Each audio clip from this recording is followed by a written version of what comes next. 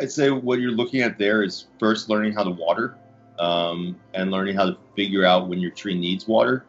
A good general rule of thumb is the chopstick test. You just dip a chopstick in the soil. If you pull it out and there's soil attached to the chopstick, you're good. If the soil doesn't stay on the chopstick, you gotta water. And so that's a good litmus test. When you start dealing with different species, and different individual plants, that's when you start having to really pay attention and fine tune your watering. Um, so a ponderosa pine does not need as much water as a hinoki cypress, for example.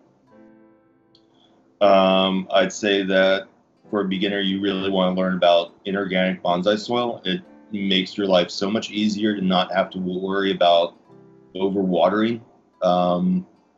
And I'd say finding a club or a teacher is really sort of integral to success in bonsai.